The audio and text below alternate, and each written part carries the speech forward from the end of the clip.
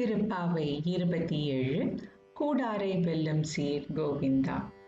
மேலையார் செய்வனகள் என்ற பெரியவர்கள் முன்பு கடைபிடித்த வழக்கத்தின்படி பாவை நோன்பிற்கு தேவையான சங்கு, பறை, பல்லாண்டிசைப்பவர், கோல விளக்கு, கொடி, விதானம் ஆகியவற்றை பெற்ற ஆய்ப்பாடி பெண்கள் அடைந்த மகிழ்ச்சிக்கு எல்லையே இல்லை.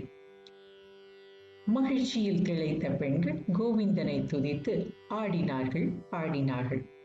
கூட்டிலிருந்து கிளி எப்போதும் கோவிந்தா கோவிந்தா வென்றழைக்கும் என்று நாச்சியார் திருமொழியில் சொன்ன ஆண்டாள் இப்போது கூடாரை வெல்லும் சீர் கோவிந்தா என்கிறார். அவன் எல்லோரையும் வெல்லுபவன், பகைவரை வென்று பக்தரிடம் தோற்பவன். அதாவது பகைவர்களை வீர குணத்தால் வெல்பவன், பக்தர்களை சீல குணத்தால் வெல்லுபவன். அவன் பத்துடை அடியவர் கெளியவன். எங்கள் நோன்பிற்கு தேவையான பறையை கொடுத்து விட்டாய்.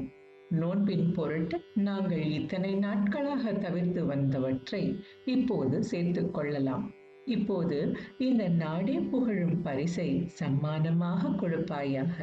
சூடகம் என்ற கைவளையும், தோள்வலை என்ற வங்கியும், தோடு என்ற காதணி, செவிப்பூவே என்ற காதணியும், ஆடகம் என்ற சலங்கையும், இன்னும் பல்வகை அணிகலன்களையும் அணிவோம். கூடாரை வெல்லும் சீர் கோவிந்தா. இவன் பக்தருடைய அன்புக்கு தோற்றவன், அவர்களோடு பரம பாகவதனாகிவிட்டவன். இவர்கள் அவனுக்கு அணிவித்ததையும் அவன் இவர்களுக்கு அணிவித்ததையும் அணிவோம் என்றாள். பெரியாழ்வார் உடுத்து களைந்த நின் பீதக வாழை உடுத்து கலந்து துண்டு தொடுத்து துழாய் மலர் சூடி களைந்தன சூடும் இத்தொண்டர்களும் என்று எங்களுக்கென்று எதுவும் தனியாக வேண்டாம். அவன் உடுத்திய பீதாம்பரமும் அவன் பிரசாதமும் அவன் சூடிய மலரும் வேண்டும் என்கிறார். ஆண்டாளோ புத்தாடை கேட்கிறாள்.